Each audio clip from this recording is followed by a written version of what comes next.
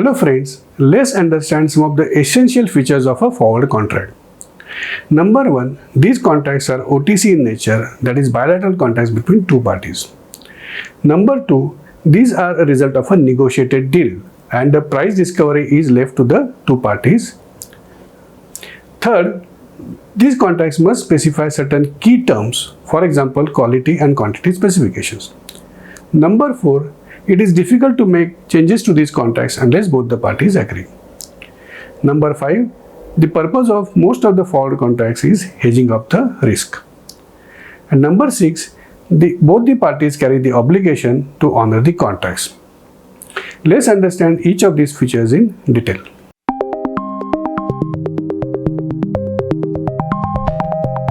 Number one, the forward contracts are OTC or over-the-contract contracts bilaterally entered into between two parties.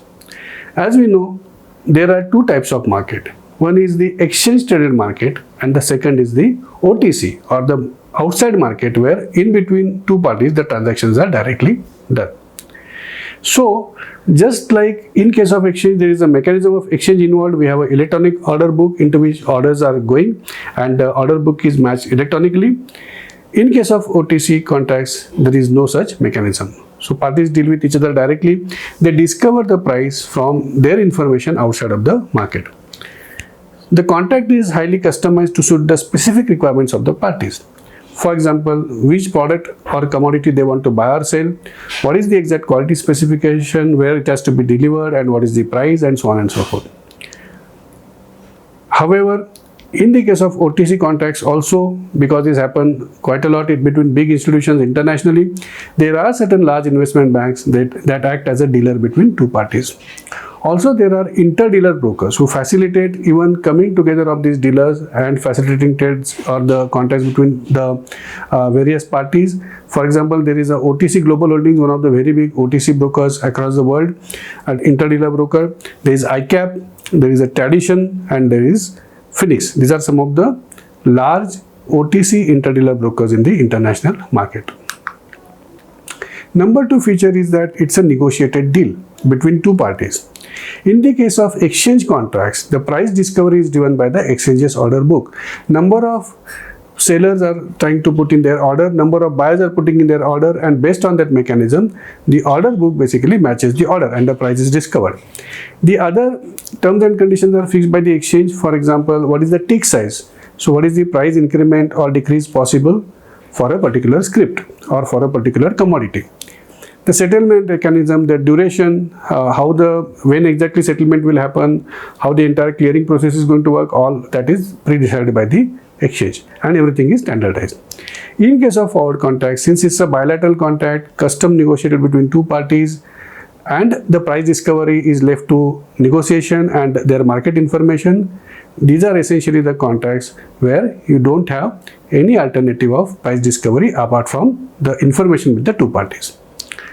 Exchanges, however, provide an alternative for the participants to regularize their trades which happen between two parties. For example, the government securities trades that happen typically between large banks, mutual funds, etc., those can be regularized through National Stock Exchange. There is a negotiated government securities trade reporting platform available there. Likewise, National Stock Exchange also has inter-institutional and block deals in equities which are facilitated through a platform. These inter-institutional parties are typically foreign investors, FIs, they are domestic financial institutions, banks, mutual funds, insurance companies, pension funds, etc. Number three, the third essential feature of a forward contract is that all the key terms and conditions should be specified in the contract. For example, who are the parties? What is their legal nature? For example, are they privately limited companies? Are they listed companies? What is the location at which the contract is entered into?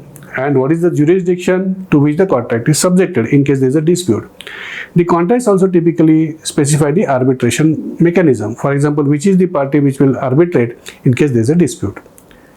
The item specifications have to be specified in detail. For example, if it's oil, what is the viscosity of the oil? What is the density of the oil? What is the exact quality and other specifications?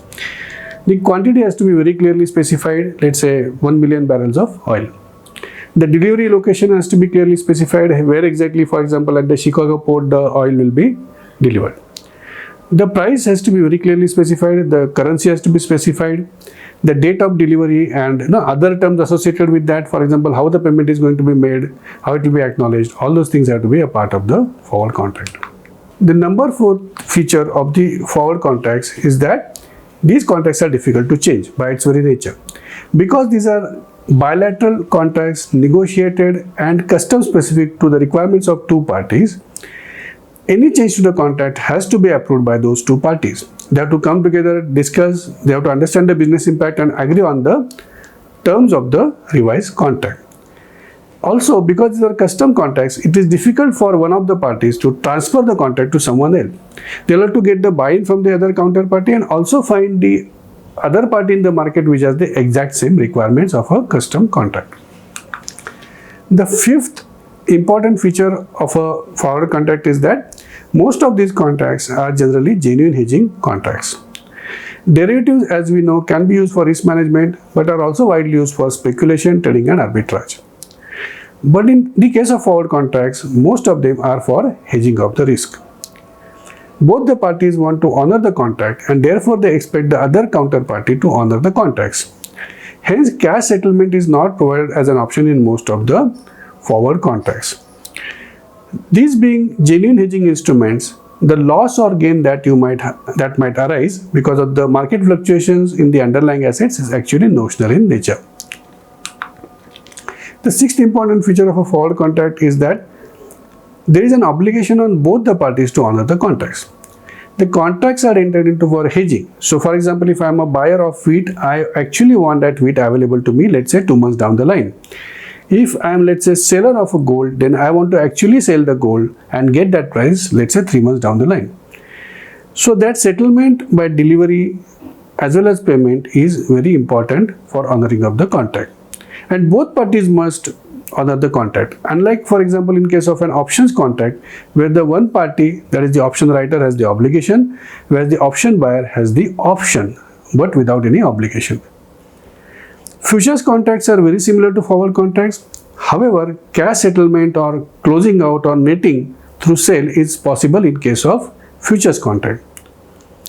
The legal route available in case one of the parties doesn't honor the contracts is typically going to arbitration if it has been mentioned in the contract, or take the other party to the court.